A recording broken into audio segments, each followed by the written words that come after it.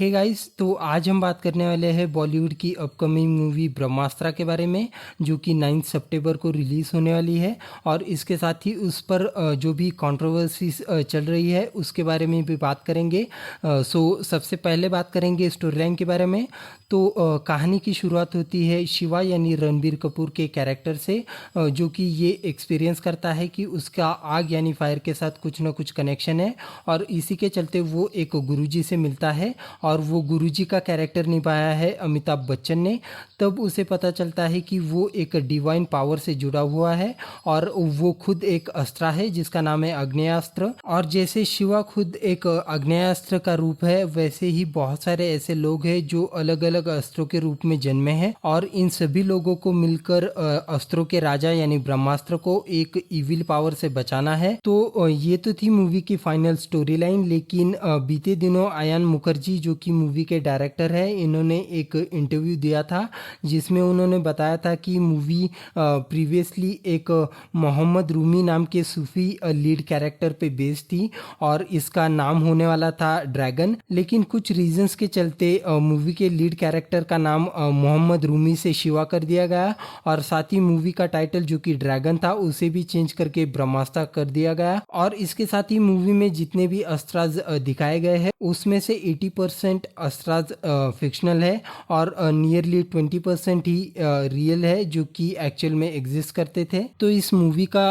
Budget होने वाला है 350 to 450 CR, जिसका मतलब है ये बहुत ही कॉस्टली मूवी है। और इसका मेन रीज़न बताया जाता है कि इसमें बहुत सारे VFX यूज़ किए गए हैं। और मूवी के VFX की अगर बात करें तो ये मुझे मोस्टली इंस्पायर्ड लगते हैं मार्वल की मूवीज से, जो कि बिल्कुल भी गलत नहीं है, क्योंकि अगर आप कोई भी चीज़ नहीं करते हैं तो ऑब्वियस सी बात है कि आप उन लोगों से इंस्पिरेशन लेंगे जो कि इस फील्ड में एक्सपर्ट है। लेकिन VFX की क्वालिटी की अगर बात करें तो इसकी क्वालिटी एकदम बिलो एवरेज है।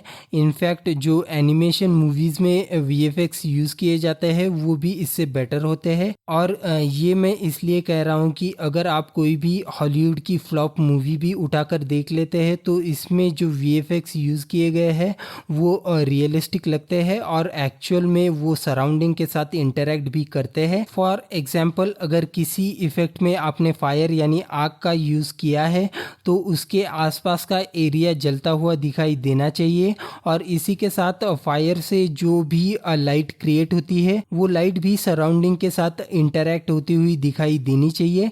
लेकिन जो ट्रेलर में हम VFX के इफेक्ट देखते हैं उसमें ऐसा कुछ भी नज़र नहीं आता है। तो फाइनली बात करेंगे मूवी से रिलेटेड कंट्रोवर्सीज की, जो कि इन दिनों सोशल मीडिया पे बहुत ज़्यादा शेयर की जा रही है। सबसे पहले बात करेंगे रणबीर कपूर से रिलेटेड कंट्रोवर्सीज की। तो रिसेंटली रणबीर कपूर का एक वीडियो बहुत वायरल हो रहा है जिसमें कि वो बताते हैं कि उनको रेड बीफ यानी गाय का मांस खाना बहुत ज़्यादा पसंद है। और साथ ही रणबीर कपूर के फादर ऋषि कपूर का भी एक वीडियो वायरल हो रहा है जिसमें कि वो बताते हैं कि वो अंडरवर्ल्ड डॉन दाऊद इब्राहिम से मिले थे। तो एक अंडरवर्ल्ड डॉन जो कि मुंबई टेरर अटैक्स के लिए रिस्पॉन्सिबल माना जाता है और इंडिया का मोस्ट वांटेड क्रिमिनल है, उसको ऋषि कपूर एक बहुत अच्छा आदमी बताते हैं, और इससे भी पब्लिक बहुत ज़्यादा नाराज़ है।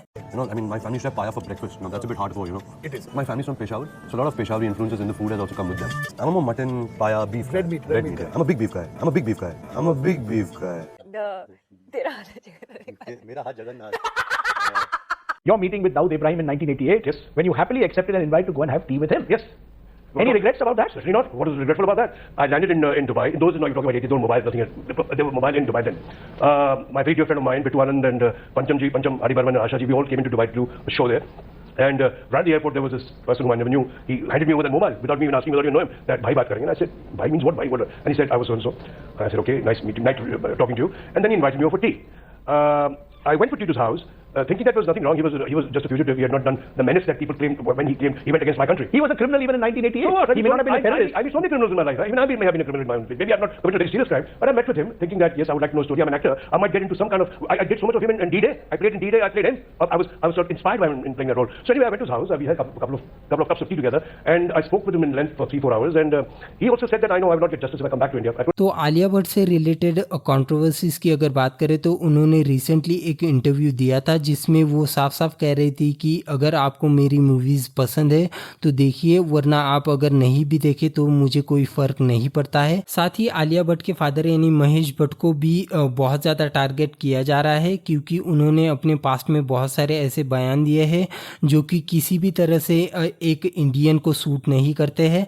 उनके ज़्यादातर बयान इंडिया के अगेंस्ट होते हैं। महेश भट्ट ने अपना ओरिजिनल हिंदू रिलीजन चेंज करके मुस्लिम रिलीजन चुना था, लेकिन उसके बाद भी वो अपना ओरिजिनल मुस्लिम नाम यूज़ नहीं करते हैं। और इसके पीछे लोगों ने रीज़न बताया है कि वो बस हिंदू नाम रख के अपने मूवीज़ के थ्रू पैसा कमाना चाहते हैं, इसीलिए उनको एंटी नेशनल का धब्बा भी लग चुका है। तो इसी कड़ी में उनका एक वीडियो वायरल हो चुका है जिसमें वो एक मुस्लिम सभा को संबोधित करते नजर आते हैं और वहाँ पे वो मुस्लिम कम्युनिटी को भड़काने का ट्राई करते हैं। और साथ ही उनका एक फ़ोटो भी वायरल हो रहा है जो कि एक टेररिस्ट के साथ कनेक्शन रखने वाले व्यक्ति के साथ नज़र आता है, जिसका नाम है जाकिर नायक। और फिलहाल जाकिर नायक को इंडिया में आना बैन किया गया है। और इसी के साथ महेश भट्ट के जो बेटे हैं उनका नाम है राहुल भट्ट, उनका भी 26/11 के टेरर अटैक के मास्टरमाइंड डेविड हेडली के साथ कुछ ना कुछ कनेक्शन नजर आता है।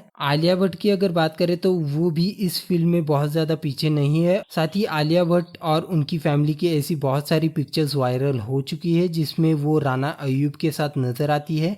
तो राना अयूब के बारे में अगर बताएं तो ये एक ऐसी लेडी है जो कि फॉरेन कंट्रीज़ में जाके वहाँ पर इंडिया की बुराई करती है। साथ ही महेश भट्ट के बारे में एक बहुत ही शॉकिंग चीज़ भी सामने आई है जिसमें ये बताया जा रहा है कि महेश भट्ट अपनी खुद की बेटी पूजा भट्ट के साथ शादी करना चाहते थे और इसी से रिलेटेड बहुत सारे फोटोज भी सोशल मीडिया पे शेयर किए जा रहे हैं।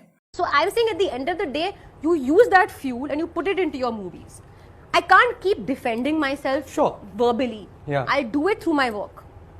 And if you don't like me, don't watch me. Like I can't help it. Like Farhan, मेरा यहाँ पर आके खड़े रह के अपना सपोर्ट का इजहार करना सिर्फ इतना ही है कि जरूरत करने वाले आदमी का साथ देना चाहिए। और शुक्र है कि हमारे बीच में एक ऐसा शख्स है जो जरूरत करके इस किस्म की एरोगेंस से आंख मिलाता है और कहता है भैया कि हम इसी तरह से सहम के जिंदगी नहीं जिएंगे, आपको हमारी बेइज्जती करने का हक नहीं है।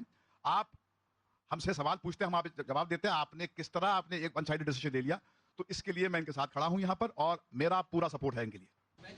मगर जाकिर साहब की जिंदगी अपने आप में एक बहुत ही कमाल की एक कहानी है, एक फीचर फिल्म का एक मटेरियल उसमें है। अब वो जाकिर साहब हीरो का रोल प्ले करना चाहते हैं ये मैं नहीं जानता, मगर किसी को हम ढूंढ सकते हैं बशर्ते वो परमिशन दे दें हमें। तो पहले परमिशन ले आइए, हम जरूर उनकी जिंदगी पे फिल्म बना सकते हैं। कि डरा हुआ आदमी मुसलमान नहीं हो सकता, क्योंकि जहां डर है वहां इस्लाम नहीं है, जहां इस्लाम है वहां डर नहीं। जैसे जहां अंधेरा होता है वहां रोशनी होती है, जहां रोशनी होती है वहां अंधेरा नहीं होता। एक हदीस मुझे हमारे दोस्त महमूद मदनी साहब ने लिखवाई थी जो मेरे कंप्यूटर पे है। उनसुर खाका जालिमन ओ मजलूमा, मदद कर, अपने भाई की मदद कर, मजलूम हो तो मदद कर, जालिम हो तो मदद कर। यह हदीस जॉर्ज बुश को सुनानी चाहिए, नरेंद्र मोदी को सुनानी चाहिए कि जिस मजहब की हदीस यह कहती है कि भाई मजलूम की मदद तो कर, जालिम की मदद कर, उसको रोक, उससे पूछ क्यों जुल्म करता है, क्या तकलीफ है तेरे को, भाई बोला है जालिम को। अब ऐसे मजहब में टॉलरेंस नहीं है तो और क्या है।